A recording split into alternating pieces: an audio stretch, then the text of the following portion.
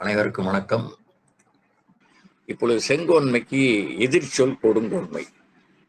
திருவள்ளுவர் இதே மாதிரி பல இடங்களிலே சொல்கிறார். ஒன்று ஒழுக்கம் என்று சொன்னார், ஒழுக்கம் உடைமை. அதற்கு எதிர்ச்சொல்லாக கூடா ஒழுக்கம் என்று 28வது அதிகாரத்திலே வைத்தார். அதேபோல் நட்பு தீ நட்பு என்று எதிர்ச்சொல்.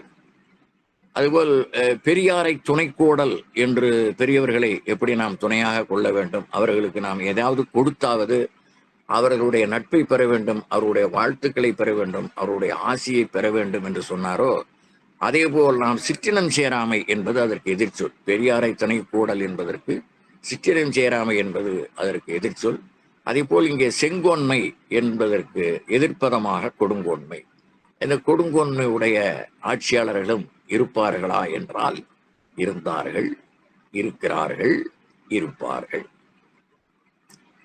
அவர்கள் எப்படி தங்களை தெளிவுபடுத்திக் கொள்ள வேண்டும் என்றால், வரலாற்றை அவர்கள் சரியாக படிக்க வேண்டும், தங்களுடைய உணர்விலே ஏற்றிக்கொள்ள வேண்டும். நாம் அந்த உறுதிமொழி எடுத்துக்கொள்கிற போதே, ஆட்சியாளர்கள் உறுதிமொழி எடுத்துக்கொள்கிற போதும், அந்த இரகசிய காப்பு பிரமாணம் எடுத்துக்கொள்கிற போதும் அதை உணர்வுபூர்வமாக அதில் உள்வாங்க வேண்டும்.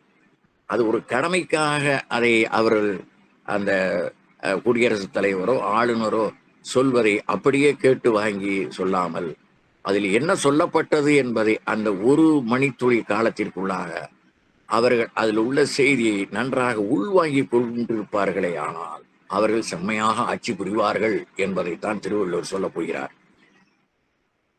பாலை நில கொள்ளையர் கொள்ளையடிக்க காசு இல்லார் தம்மையும் அவர் உடல் துள்ளுவது கண்டு மகிழ்ச்சி அடைவார்.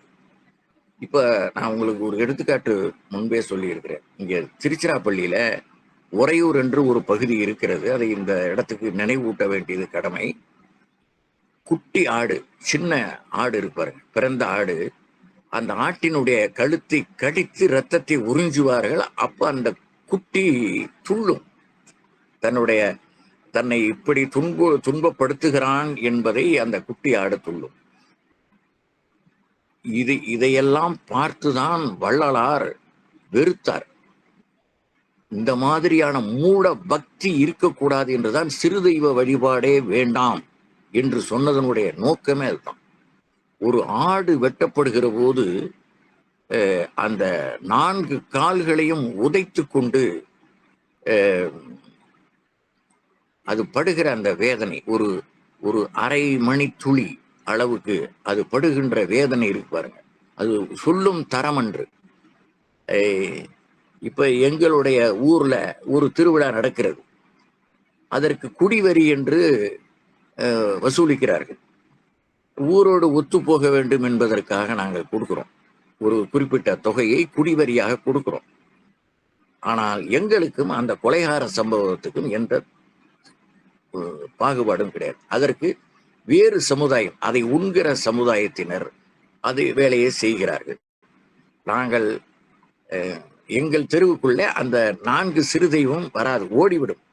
ஒரு 2 ஃபர்லாங் தூரத்திற்கு எங்கள் தெருவிலிருந்து அந்த மூலையில் தொடங்கினால் அந்த மூளை வரைக்கும் வேகமாக நகர்த்தி சொல்லி விடுவார்கள். யார் ஒருவருடைய வீட்டிலும் எங்கள் தெருவிலே அந்த ஆடு வெட்ட மாட்டார்கள்.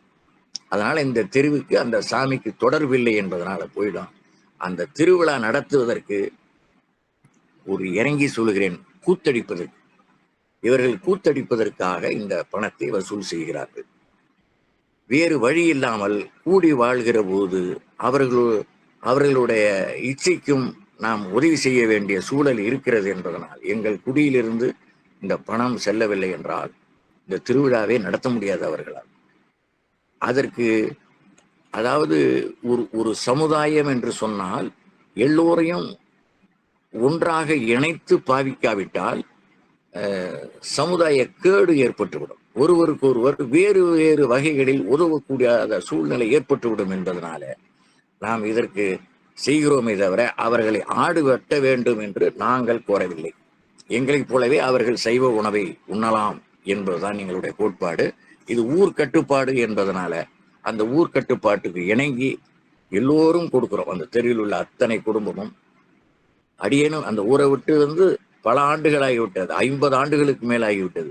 என்றாலும் அந்த குடிவெறியை கொடுத்து கொண்டிருக்கிறேன் என்பதை இங்கே நான் பதிவு செய்து கொள்கிறேன். இது எதற்காக சொல்லுகிறேன் என்று சொன்னால், அந்த ஆடு எப்படி துள்ளுகிறதோ அதுபோல் மனிதன் துள்ளுவதை பார்த்து ரசிக்கிறான்.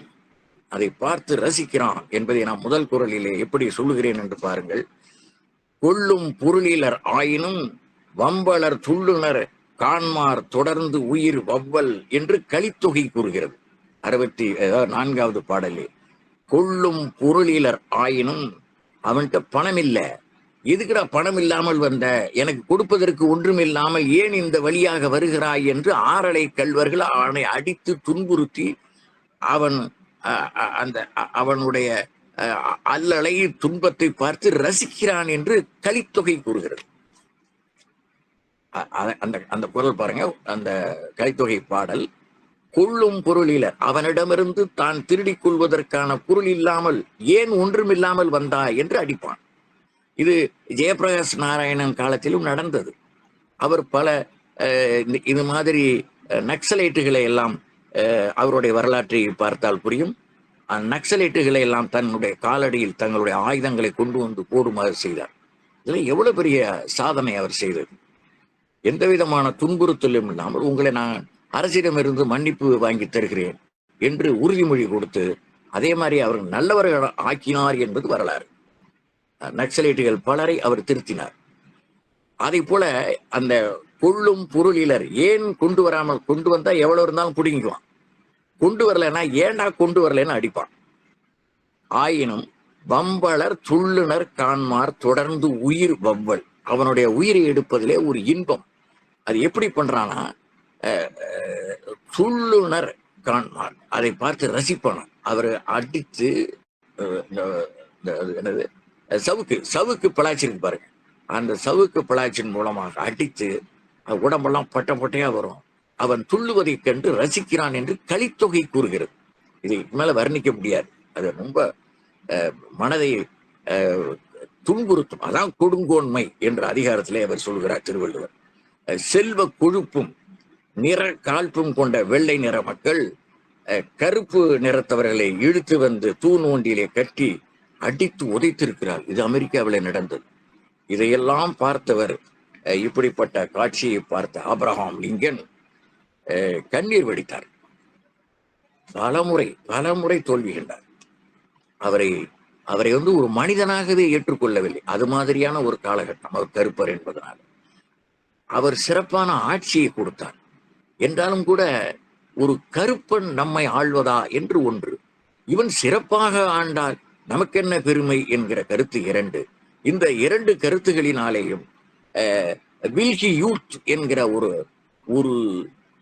ஒரு சண்டாளன், வில்கி யூத் என்கிற ஒரு சண்டாளன் அவரை தன்னுடைய துப்பாக்கி குண்டுக்கு இரையாக்கினான் என்பது வரலாறு. தனியால் குற்றத்தை தண்டிக்க உரிமை கொண்டது அரசு.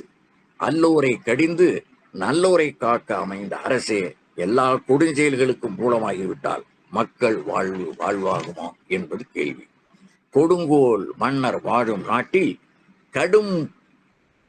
கடும் புலி வாழும் காடே நன்று என்றான் அதிவீர ராமபாண்டியன். கொடுங்கோல் மன்னன் வாழும் நாட்டில் கடும் புலி வாழும் காடே நன்று. அப்ப அந்த புலியை விட, அடித்து உண்ணுகிற புலியை விட இந்த கொடுங்கோல் மன்னன் எவ்வளவு அபாயகரமானவன் என்பதை நாம் இந்த கொடுங்கோன்மை என்கிற அதிகாரத்தின் மூலமாக பார்க்கலாம். பிற்காலத்திலே 19ஆம் நூற்றாண்டிலே வள்ளல் பெருமானும் கூறுகிறார், கருணையெல்லாம் ஆட்சி கடுகி ஒழிகே என்கிறார். கருணை இல்லாமல் இருக்கிற ஆட்சி இருப்பதை விட நீங்கள் கடுகி ஒழிவீர்களாக என்று அவர் கூறியதை நாம் வள்ளல் பெருமான் கூறியதையும் நாம் பார்க்கிறோம். இப்பொழுது கொடுங்கோன்மை முதல் குறளுக்கு வருகிறோம். கொலையில் கொடியாரின் கொடிதே அலைமேல் கொண்டு அல்லவை செய்து ஒடுகும் வேந்து. கொலையில் கொலைமேல் கொண்டாரின் கொடிதே அலைமேல் கொண்டு அல்லவை செய்து ஒடுகும் என்று. அல்லவை கொண்டு அல்லவைன்னு இருக்கும். அதுல மாணவர்கள் அதை நன்றாக பிரித்து படிக்க கற்றுக்கொள்ள வேண்டும். அலைமேல் கொண்டு அல்லவை செய்து ஒழுகும் என்று. நல்லவை அல்லவை, அல்லவைனா கெட்டது என்று பொருள். பெரிய அறிஞர்கள் எல்லாம் இப்படித்தான் அந்த கெட்டது அல்லது தீயது என்கிற வார்த்தையை நேரடியாக சொல்லாமல் இப்படி சொல்வது ஒரு பெரும் வழக்கு. கொலைமேல் கொண்டாரின் கொடிதே அலைமேல் கொண்டு அல்லவை செய்து ஒழுகும் என்று. கொலையில் குடியாரை தண்டிக்க வேண்டிய அரசே கொலைமேல் கொண்ட அரசானால் அதன் கொடுமையை எப்படி ஒழிப்பது என்பது இந்த பொருளுடைய கருத்து. குடிமக்களை அல்லல் படுத்தி அலைக்கழிக்கும் மன்னவன் கொலைகாரர்களை விட கொடியவன் என்று அதனுடைய கருத்தாக சொல்லுகிறார். இதற்கு எடுத்துக்காட்டாக நாம் கூற வேண்டுமானால் 1919 என்றாலே ரவுலட் சட்டம் நமக்கு நினைவுக்கு வரும். 1919 ஆங்கில அரசால் கொண்டு வரப்பட்ட ரவுலட் சட்டம். இது அமைதி கேடு என்னும் எதனையும் உடன் ஆய்ந்து தண்டனை தருவது. அதற்கு மேல் முறையீடு செய்ய முடியாது. அவர்கள் என்ன செஞ்சாலும் இவர்கள் இப்படி எங்களுக்கு தவறளிக்கிறார்கள் என்று நாம் நீதிமன்றம் செல்ல முடியாது. அப்படி ஒரு சட்டம் தான் அந்த ரவுலட் சட்டம் என்பது. இதை அமைதி போர் புரிய வேண்டும் என்று அப்பொழுதுதான் இந்திய நாட்டின் சுதந்திரத்திற்காக பாடுபடுவதற்காக மகாத்மா காந்தியடிகள் உள்ளே நுழைந்த தருணம். அவர் சட்ட மறுப்பு, கதவடைப்பு, ஒத்துழையாமை இயக்கம் போன்றவற்றையெல்லாம் அமைதி முறையிலே செய்ய வேண்டும் என்று ஆணையிட்டார். என்றாலும் அவர்கள் இந்த கொடுமையை ஆங்கில அரசு ரவுலட் சட்டத்தின் மூலமாக செய்ததால் ஓர் இடத்திலே கூடி ஆய்வு செய்கிறார்கள். இந்திய போராளிகள், பொதுமக்கள் எல்லோரும் கூடி இருக்கின்ற காலத்தில் பஞ்சாப் மாகாணத்தினுடைய ஆளுநராக இருந்தவன் ஜெனரல் டயர் என்பவன். அந்த டயர் இருக்கான் பாருங்க, அந்த டயர் சுடுறான்ட்டான், துப்பாக்கி சுடுற மாதிரி. எல்லாம் நிராயுதபாணிகளாக இருக்கிற இந்திய போராளிகளும் இந்திய மக்களும் குழுமி இருக்கின்ற இடத்திலே நீண்ட நெடும் சுவர்கள் சுற்றிலும் எல்லா பக்கங்களிலும் பெரிய பெரிய கட்டடங்கள். ஆனால் நுழைவாயில் ஒன்று. ஒரு நுழைவாயிலுக்குள்ளே சென்று அந்த வாயிலுக்குள்ளே தான் வர வேண்டும். ஆயிரக்கணக்கானவர்கள் குழுமி இருக்கிற அந்த இடத்தில் ஒரு 50 துமுக்கிகள்னா துப்பாக்கி குண்டினால் குருவி சுடுவதை போல, பறவைகளை சுடுவதை போல சுட்டான் என்பது வரலாறு. அப்படிப்பட்ட கொடுங்கோல் ஆட்சி நடைபெற்றது. அதான் கொலைமேல் கொண்டாரின் கொடிதே அலைமேல் கொண்டு அல்லவை செய்தோடுகும் வேண்டு. இதற்காக உத்தம் சிங் என்கிற ஒருவன், ஜாலியன் வாலாபாக் படுகொலை என்று சொல்லப்படுவது அந்த இடத்திலே நடைபெற்றதுனால உத்தம் சிங் என்கிற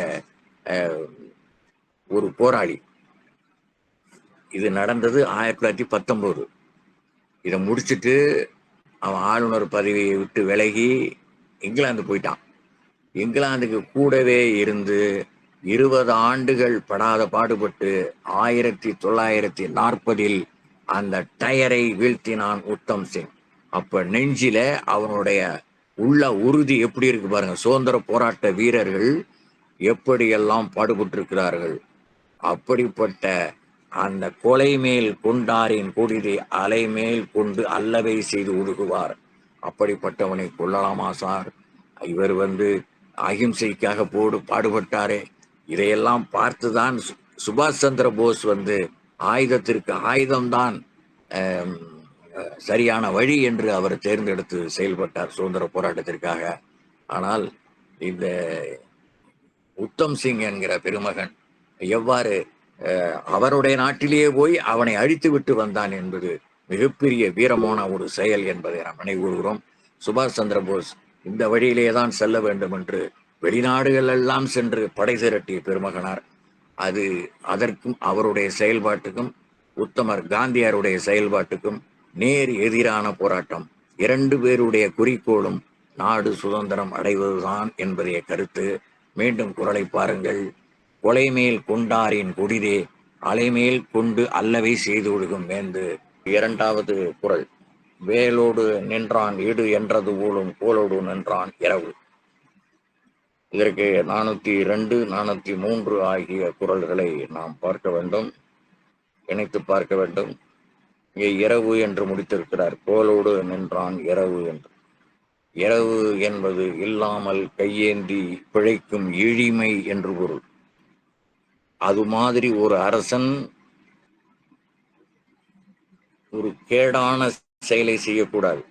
ஒரு திருடன் போல, வழிப்பறி கல்வன் போல வரி பெறக்கூடாது என்பதைத்தான் இந்த குறள் விளக்குகிறது. வேலோடு நின்றான் இடு என்றது போலும் கோலோடு நின்றான் இரவு என்று. இரவு என்பது இழிதகைமை உடையது. இரவு என்கிற ஒரு அதிகாரத்தை நம்ம பார்க்க போகிறோம்.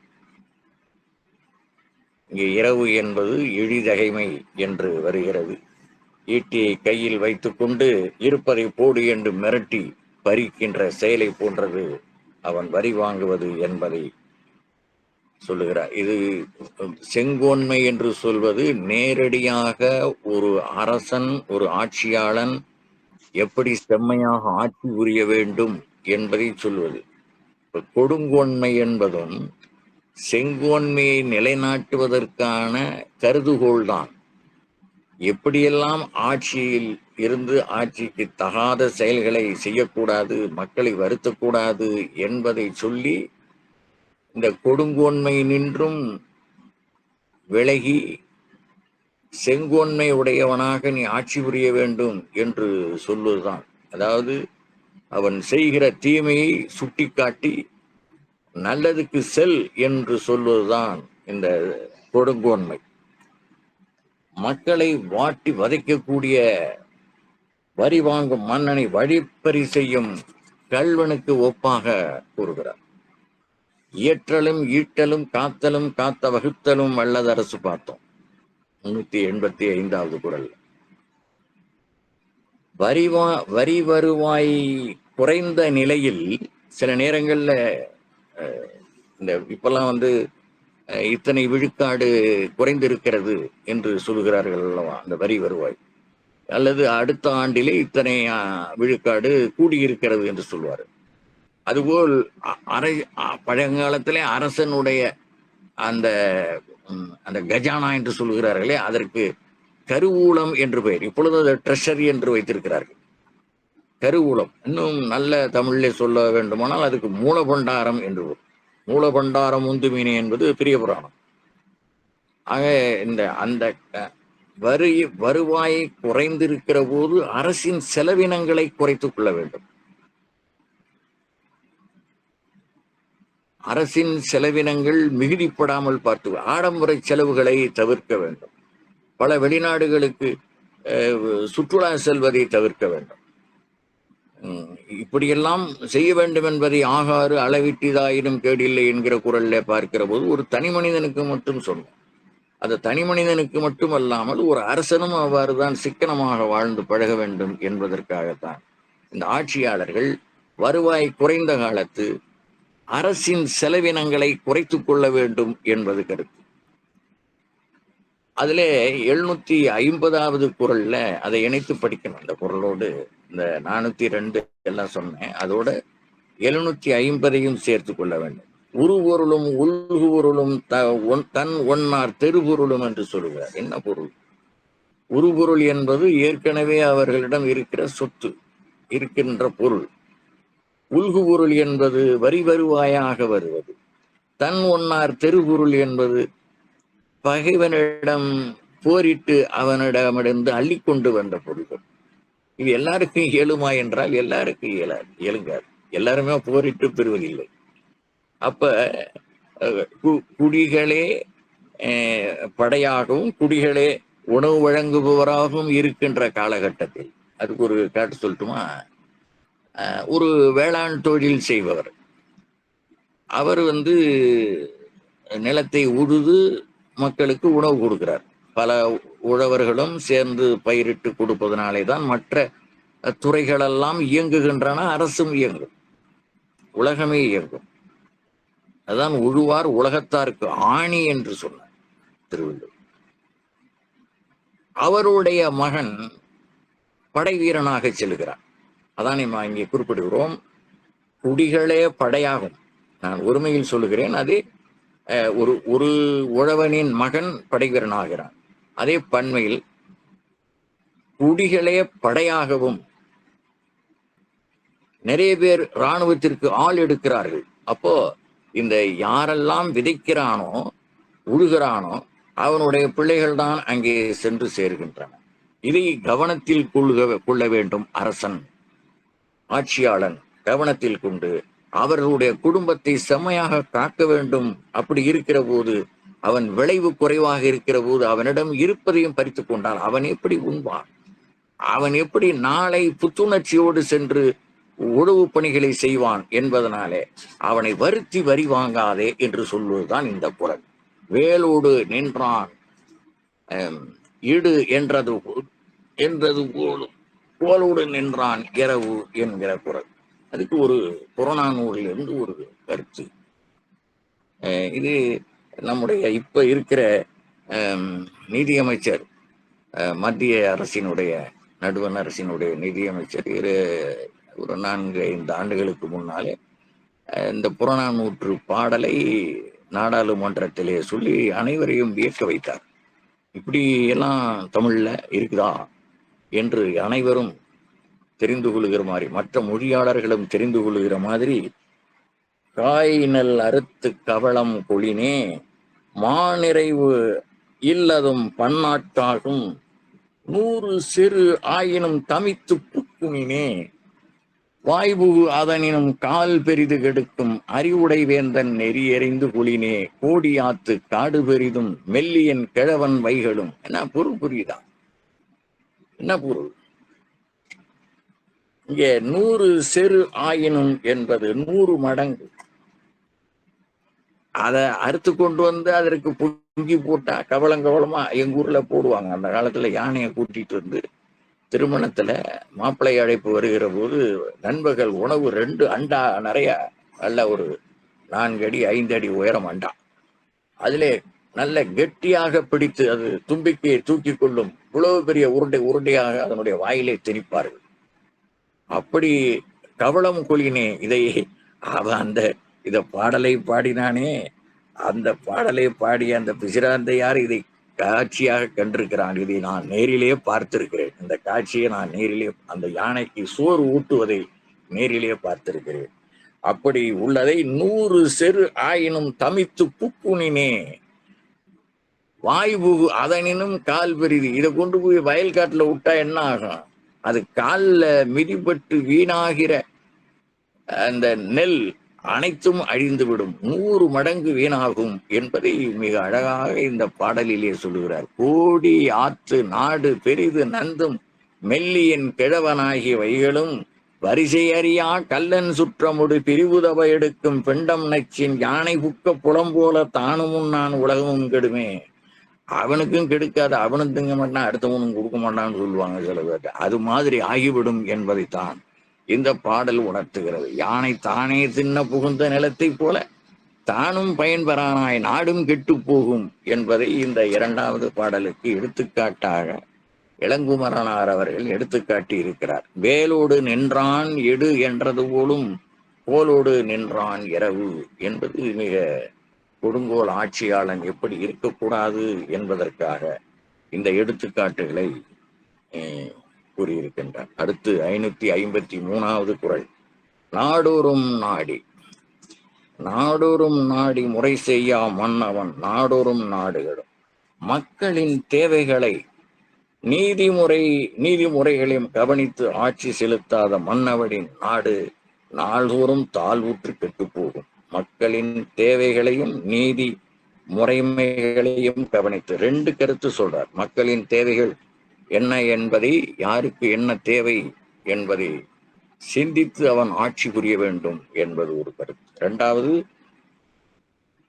முறையறிந்து ஆட்சி செய்ய வேண்டும். இதை செய்யாமல் போனால் அவன் கொடுங்கோலன் என்பதை, நம்முடைய இன்று தலைப்பு கொடுங்கோலாட்சி, கொடுங்கோல். அதை நாள்தோறும் கவனிக்க வேண்டும். அப்படி கவனிக்கவில்லை என்றால் உன்னுடைய நாடு தாழ்வுற்று நீயும் தாழ்வுற்று செல்வாய் என்பதை இந்த கருத்து சொல்லுகிறது. நாள்தோறும் நாடி முறை செய்யா மன்னவன். முறை செய்தல் என்பது நீதி வழுவாமல் இருத்தல். மன்னவன் நாடோறும் நாடுகளும். அப்படி நீ இந்த 2ஐயும் செய்யவில்லை என்றால், மக்களின் தேவைகளை அறிந்து அவர்களுக்கு உதவுதல், நாள்தோறும் செம்மையான உன்னுடைய செங்கோல் ஆட்சியை செலுத்துதல், 2ம் நீ பரிபாலனம் செய்யவில்லை என்றால், அந்த நீதிமுறை வழுவாது காக்கவில்லை என்றால் நாடு கெடும், எச்சரிக்கை என்று திருவள்ளுவர் சொல்லுகிறார். முறை செய்யா மன்னவன் கெடும். முறை செய்யா மன்னவன் என்றால் உடனுக்குடன் நடவடிக்கை எடுக்காத ஆட்சியாளர். ஆட்சி புரியும் ஒவ்வொரு நாளும் நாடு கேடடைவே செய்யும். ஆள்வோன் உறங்கும் போதும் அவன் அறக்கோளம் செங்கோல் முறை உறங்குதல் கூடாது. அவன் தூங்கினாலும் அவனுடைய செங்கோல் உறங்கக்கூடாது. அங்கே ஆட்சியாளர்கள் உறங்கி கொண்டிருப்பார்கள். காவலர்கள் நள்ளிரவெல்லாம் சுற்றி கொண்டே இருப்பார்கள். நீ எங்கு வந்தாய், எதற்கு வந்தாய் என்று ஒரு புதியவனை கண்டால் அவனை கேள்வி கேட்பார்கள். அந்தூர்காரனே கண்ட நேரத்தில் வந்தால் நீ எதற்காக இங்கே சுற்றி கொண்டு இருக்கிறாய் என்று கேட்பார்கள். இதுதான் செங்கோல் முறை. அவன் உறங்கினாலும் அவன் கீழே வேலை செய்கிற காவலர்கள் மற்ற அலுவலர்களும் உறங்கி கொண்டிருக்கும். திடீரென்று இரவு 1 மணி 1:30 மணிக்கு பேய் மழை பிசாசு மழை பொழிகிறது. அவன் விடிந்து எழுந்திருக்கிறான். ஒரு 300 கிலோமீட்டருக்கு அதற்கு பிறகு இவ்வளவு மழை பொழிந்திருக்கிறது, எத்தனை சென்டிமீட்டர் பொழிந்திருக்கிறது, 8 மில்லிமீட்டர்ஸ் பெய்திருக்கிறது என்கிற கணக்கு அவனுக்கு போய்விடும். அப்படி அவன் அந்தந்த ஊரில் இருந்து ஒவ்வொருவரும் அவரவர்கள் வேலையை ஒழுங்காக செய்து கொண்டிருக்கிறார்கள். இதில் ஏதேனும் உயிரிழப்பு ஏற்பட்டதா, ஏதேனும் வீடுகள் சேதமுற்றனவா, வேறு விலங்கினங்கள் அடித்து செல்லப்பட்டனவா, எல்லா புள்ளி விவரங்களும் அவன் தூங்கி எழுந்திருக்கிற போதே அவன் கைக்கு கிடைத்துவிடும். இதுதான் செம்மையான ஆட்சி. காப்பன காத்தல் கடிவன கெடுதல் உடனுக்குடன் நிகழ வேண்டும். என்ன காப்பன காத்தல்? இப்படி பாதுகாத்தல். கடிவன கடிதல், யாரேனும் தீமை செய்வானேயானால், கெடுதல் புரிவானேயானால் உடனுக்குடன் அவனை அதற்கான தண்டனையை கொடுக்க வேண்டும் என்று நம்முடைய ஆசிரியர் சொல்லுவார். ஒரு எடுத்துக்காட்டு, இன்னும் எளிமையாக இந்த குறளை புரிவதற்கான ஒரு எடுத்துக்காட்டு. அரிசில் கிழார் புறநானூற்றிலே ஒரு பாடல் பாடுகிறார். 230வது பாடல். அதியமானை அரிசில் கிழார் பாடுகிறார். அதியமான பெரும்பாலும் இவர் தான் பாடியிருப்பார், ஔவையார் தான். இப்போ இங்கே அரிசில் கிழார் பாடிய ஒரு பாடல் அது ஒழுங்காருங்கிறாரு. வேற அதிகமான ஒழுங்காரு. ஏன்னா அவன் போதை ஆசாமி, கல் குடிப்பான். ஔவையாருக்கே கல்லை கொடுத்து குடிக்க சொன்ன ஆளு. அதனால அவனை ஒழுங்காருன்னு எச்சரிக்கிறார். எப்படிப்பட்ட திறன் கல்வியாளர்களுக்கு இருந்திருக்கு பாருங்க. ஆட்சியாளனை, முடியாட்சியிலே உடையவனை நீ ஒழுங்காரு என்று சொல்லியிருக்காரு. எப்படி சொல்றாரு பாருங்க. அந்த ஆடு, இந்த வேளாண் தொழில் செய்கிறவர்களுக்கு தெரியும். ஆடுகள் மேய்க்கிறவர்கள் ஆடை கிடை போடுவார். கிடை போடுதல் என்பது ஒரு வேலி அமைத்து அதுக்குள்ளேயே இரவெல்லாம் அங்கேயே இருக்கும். அது அதனுடைய கழிவுகள் எல்லாம் உரமாக இருக்கும்.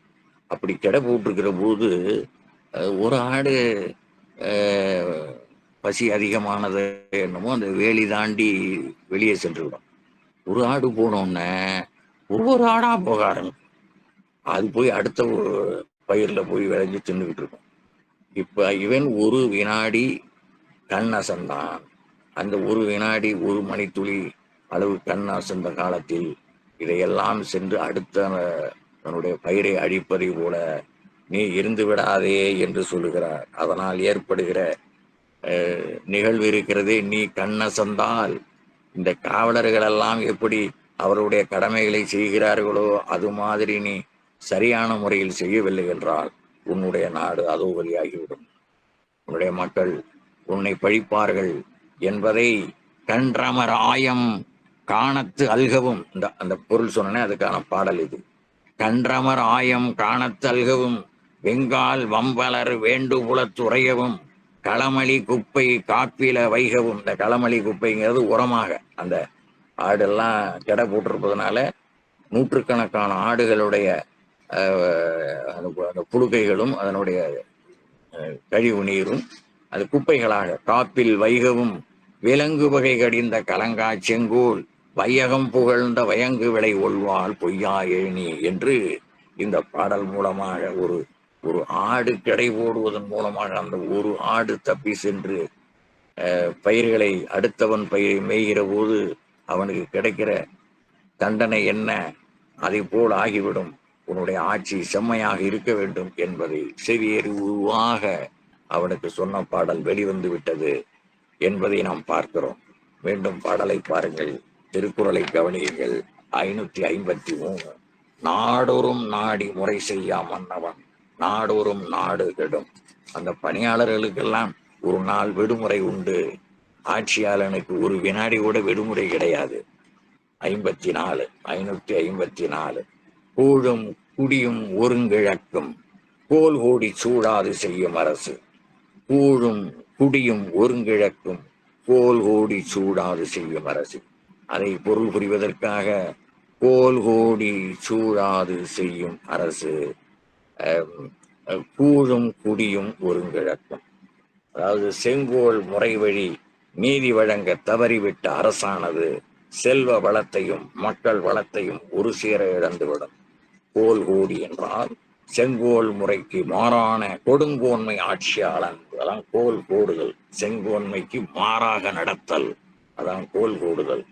சூழாது செய்யும் அரசு என்றால் தகுதி வாய்ந்த ஆலோசகர்களை வைத்துக் கொள்ளாத அரசு என்று பொருள். இப்ப அவன் எப்படி சொன்னான்?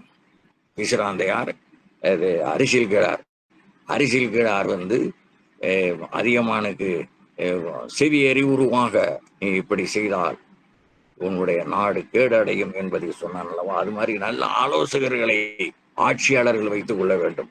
இடிப்பாறை இல்லாத ஏமாறாமன் கெடுப்பாறையில் ஆனும் கெடும். அப்படி அவர்கள் அது இடித்து சொல்லவன், கடுமையாக சொல்லக்கூடியவனாக, எனக்கு என் மீது அந்த அரசன் எந்த தண்டனை கொடுத்தாலும் பரவாயில்லை என்று சொல்லக்கூடிய அளவிலே அவனுடைய ஆலோசகர் இருக்க வேண்டும். அப்படிப்பட்ட ஆலோசகரை வைத்துக் கொள்ளவில்லை என்றால் அந்த ஆட்சி வீணாகிவிடும், சரியாக இயங்காது என்பதைத்தான் தகுதி வாய்ந்த ஆலோசகர்களை வைத்துக் கொள்ளாத அரசு என்று சூழாது சூழும் என்று பொருள். கூழும் குடியும் என்றால், கூழ் என்றால் உணவு, உயிர் வாழ்க்கைக்கு தேவையான உணவு நீரும் தேவையான பொருளும். குடியும் என்றால் அந்த குடி சிறந்து விளங்க வேண்டுமானால் தேவையான பொருள் செல்வம் இருக்க வேண்டும். இதெல்லாம் இல்லாமல் இருந்தால் வெறுப்புற்று வாழும் மக்களும் ஆகிய எல்லாம் ஒருங்கிழக்கு மொத்தமாக இழந்து போகும் என்பதை அறிந்து கொள்ள வேண்டும் என்பதுதான் இந்த குறள். உண்டி முதற்றே உணவின் பிண்டம், உண்டி கொடுத்தோர் உயிர் கொடுத்தோரே. ஆகவே உணவு முதலியவற்றை இழந்த மக்கள் ஆள்வோரை என் நிலையில் வைப்பார்கள் என்று பிரெஞ்சு புரட்சி ஒரு எடுத்துக்காட்டு. பிரெஞ்சு புரட்சி ஏற்பட்டதை வரலாற்று ஆய்வாளர்கள், வரலாற்று அறிஞர்கள் உணர்வார்கள். அவன் செங்கோன்மையுடன் ஆட்சி புரியாமல் கோல் ஓடியதால் தான் வால்டர் ரூசோ என்கிற 2 அறிஞர் பெருமக்கள் அங்கே தோன்றி நிறைய அறிவுரைகளை மக்களுக்கு சொன்னார்கள். 175 ஆண்டு காலம் கொடுங்கோல் ஆட்சி நடைபெற்றது. இப்படி இருக்கும் பாருங்க. ஒரு நாளா 2 நாளா 175 ஆண்டுகள் போராட வேண்டி இருந்திருக்கிறது. 175 ஆண்டுகளுக்கு பிறகுதான் நாடாளுமன்றம் கூடி மக்கள் நலனுக்கு உகந்த சட்டங்களை இயற்றியது. அதை உருவாக்குவதற்கு திட்டமிட்டவன் 6ஆம் லூயி. நாம் வரலாற்றிலே பெரும்பாலும் 14ஆம் லூயியை தான் படிச்சிருப்போம் பள்ளிக்கூடத்துல. இதுக்கு வித்திட்டவன் 6ஆம் லூயி என்பது வரலாறு. பெரும் செல்வர்களுக்கும் மத உருமாறலுக்கும் ஏகபோக உரிமை, வறுமையருக்கு வாட்டும் வரி, நாட்டில் பெரும் பஞ்சம். இன்னைக்கு அப்படிதான் நடக்குது. பெரிய பெரிய பணக்காரனுக்கெல்லாம் வரி கம்மி, சாதாரணமானவர்களுக்கு நடுத்தர மக்களுக்கு தான் வரி கூட. இது அன்றும் இருந்திருக்கிறது, இன்றும் இருக்கிறது. இந்த முதலாளித்துவத்தை எதிர்ப்பதற்காக பல்வேறு அமைப்புகள் தோன்றின. அந்த அமைப்புகள் எல்லாம் நசிந்து போயின. ஏனென்றால் அவர்கள் முழுமையாக ஈடுபடவில்லை. முழுமையாக ஈடுபடாமல் அவ்வப்போது தங்கள் சுயநலத்தோடு தங்களுடைய பணியை மேற்கொண்டார்கள். அதனால் அவர்கள் நசித்து போயினார்கள். இப்பொழுதும் பெருஞ்செல்வர்களாகவே விளங்குகிறார்கள். நடுத்தர மக்களும் சாதாரண மக்களும் இன்னும் கீழ்நிலையிலேயே தான் வாழ்கிறார்கள் என்பதை இந்த பிரெஞ்சு புரட்சியின் மூலமாக நாம் அறிந்து கொள்கிறோம். மீண்டும் குறளை பாருங்கள். கூழும் குடியும் ஒருங்கிழக்கும் கோல் ஓடி சூழாது செய்யும் அரசு. கோல் ஓடி செங்கோல் முறையில் ஆட்சி செய்யாத அரசு கூழும் குடியும் ஒருங்கிழக்கும். அவனுக்கு சோறும் கிடைக்காது, தண்ணியும் கிடைக்காது, அவனுக்கு பொருளும் கிடையாது. ஒருங்கிழக்கும் அந்த ஆட்சியானது எல்லா விதமான சிறப்புகளையும் இழந்துவிடும் என்பதைத்தான் கூழும் குடியும் ஒருங்கிழக்கும் கோல் ஓடி சூழாது செய்யும் அரசு என்று இந்த 4வது குறளிலே சொல்லுகிறார். அடுத்து 5வது குறள். அல்லல் பட்டு ஆற்றாது அழுத கண்ணீரன்றே செல்வத்தை தேய்க்கும் படை. அல்லல் பட்டு ஆற்றாது அழுத கண்ணீரன்றே செல்வத்தை தேய்க்கும் படை. மக்கள் செங்கோன்மை மிக்க அரசனால் அல்லல் பட்டு அழுது விடுகின்ற கண்ணீர் துளிகள் அவனது செல்வம் புகழை அழிக்கும் படைக்கருவிகளாக மாறி அழித்துவிடும். அவன் அப்படியானால் செங்கோன்மையுடன் ஆளவில்லை என்று பொருள். அப்படி இருந்தால்தான் இந்த நிலைமை ஏற்படும் என்பதை நாம் புரிந்து கொள்ள வேண்டும். பழங்காலத்திலே தூசிப்படை, காலால் படை, குதிரைப்படை, யானைப்படை, தேர்ப்படை என்று 4 படைகள் இருந்தன. இந்த காலத்திலே காலால் படை, விமானப்படை, கப்பல் படை என்று 3 படைகள் இருக்கின்றன. இந்த படைகளாலெல்லாம் அழியாத அரசு அந்த ஊரிலே ஒருவன் அழுதால் அந்த கண்ணீரினால் அந்த ஆட்சி தொலைந்து போகும் என்பதை நாம் தொடர்ந்து கண்ணகியினுடைய வரலாறை பார்த்து அறிந்து கொள்கிறோம். அந்த மதுரை மக்களுக்கு இந்த பெண் யாரென்றே தெரியாது. அவளுக்கு ஏற்பட்ட அவலத்தை நினைத்து ஒவ்வொருவரும் முகவாயில் கை வைத்துக் கொண்டு, ஆனா இந்த பெண்ணுக்கு இப்படி நேர்ந்ததே என்று மதுரை நகர மக்கள் எல்லாம் இறந்து போகிறார்கள். இவளுக்கு ஏற்பட்ட துயரம் வேறு யாருக்கும் வரக்கூடாது என்று வருந்துகிறார்கள். அவளுக்கு ஏற்பட்ட துயரம் அவர் சிந்திய கண்ணீர் தான் அல்லல் பட்டு ஆற்றாது அழுத கண்ணீர். அந்த நாட்டிலே ஊரில் இருந்தாலாவது, பூம்புகாரில் இருந்தாலாவது சொந்த பந்தங்கள் வந்து அவளுக்கு ஆறுதல் சொல்லும். இவள் இருப்பது பாண்டி நாட்டிலே. ஒரே துணையாக இருந்த கோவலனும் இறந்து விட்டான். இப்பொழுது யார் அவருக்கு ஆறுதல் சொல்வார்கள்? இதைத்தான் யாதும் ஊரே யாவரும் கேளீர் என்று ஒரு குடும்பமாக மனிதர்கள் வாழ வேண்டும் என்பதை நம்மால் சொல்லி வைத்தான். அந்த அடிப்படையில் இவள் யாரென்றே தெரியாது. ஆனால் நம்முடைய நாட்டுக்குள்ளே, பாண்டிய நாட்டுக்குள்ளே வந்து அவள் படுகிற துயரத்தை அங்கே இருக்கிற நகர மாந்தர்கள், பெண்கள் எல்லாம் மிகவும் வருந்துகிறார்கள். அல்லல் பட்டு ஆற்றாது அழுத கண்ணீர் என்றே அந்த அரசனும் எழுந்து இறந்தான், அரசியும் உடன் இறந்தால் அதுதான் அந்த நாட்டுக்கு ஏற்பட்ட தீவினை. அவனுடைய உயிரிழப்பு அந்த அந்த தவறை நிமிர்த்தி, செங்கோலை நிமிர்த்தியது என்பது வரலாறு என்றாலும் கூட, அப்போதைக்கு அந்த இருவரும் இந்த தீச்செயல் காரணமாக இறந்தது அந்த நாட்டுக்கு ஒரு இழப்பு என்பது செல்வத்தை தேய்க்கும் படை என்று கூறுகிறார். அல்லல் பட்டு ஆற்றாது அழுவாளை கண்டு ஏங்கி மல்லல் மதுரையர் எல்லாரும் தாம் மயங்கி, அவர்கள் என்று இப்படி முகவாயில் கை வைத்துக் கொண்டு அழுகிறார்கள். அந்த துயரத்தை பகிர்ந்து கொள்கிறார்கள். தாம் மயங்கி தலையாத துன்பமிக்க அருகிக்கு காட்டி வளையாத செங்கோல் வளைந்த இது என்கோல். நம்முடைய பாண்டியன் நன்றாகத்தானே ஆண்டு கொண்டிருந்தான். நம்முடைய பரம்பரை, பாண்டி நாட்டு பரம்பரை எல்லோருக்கும் நல்லதுதானே செய்து கொண்டிருந்தது. ஏன் இப்படி நிகழ்ந்தது என்று ஒவ்வொருவரும் பேசிக் கொள்கிறார்களாம். கண்ணகி பட்ட அவலம் கண்டு இறங்கியதற்கு இளங்கோவடிகள் அதிர்கிறார். இந்த வார்த்தைகளை சொல்லுகிற போது அவர் எப்படியெல்லாம் அந்த மக்கள் துயருற்றிருப்பார்கள் என்பதை கண்டு இதை எழுதிய இளங்கோவடிகள் அதிர்கிறார். வேந்தனோ ஆரியப்படை கிடந்த நெடுஞ்செழியன், ஆரியப்படைகளை எல்லாம் தூளாக்கி துவம்சம் பண்ணியவன். அப்படி இருப்பவன் இந்த காரியின் அல்லல் கண்ணீர் கண்டு அளவில் கோலும் குடையும் சாய்ந்து தேவியும் தன்னை தொடர ஆயினானே என்று அவர் பதறுகிறார். கண்ணின் நீர் கொல்ல உயிர் கொடுத்த கோவேந்தன் என்கிறார். அண்ணன் கண்டித்தார். அடுத்த எடுத்துக்காட்டு அண்ணன் கண்டித்தான், ஆசிரியர் தண்டித்தார். அண்ணன் கண்டித்தார், ஆசிரியர் தண்டித்தார். அன்னையார் கண்ணில் அரும்பிய புன்கணீர் தானே வள்ளல் பெருமானை உருவாக்கியது. அந்த தான் பெறாத பிள்ளையாக அண்ணன் மனைவி வள்ளலாரை அண்ணன் மனைவி, ஆகா, இந்த குழந்தைக்கு இவ்வளவு துன்பம் ஏற்படுகிறது, நாம் பெற்ற குழந்தை என்றால் எப்படி துடிப்போம் என்று அவள் துடிக்கிறாள். அவள் அழுத கண்ணீர் தான் உயர்ந்த நிலைக்கு கொண்டு சென்றது. அவள் உள்ளமெல்லாம் பூரித்தது.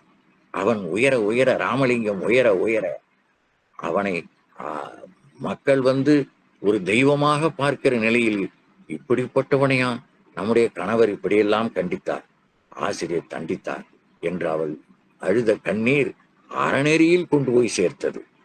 அருட்கண்ணீர் அவலங்களை ஒழிக்கும், அருட்கண்ணீர் அவலங்களை ஒழிக்கும் என்று உணர செய்தது எம்மானிக்குரல். அவலப்பட்டார் கண்ணீர் அரசையே அழிக்கும்.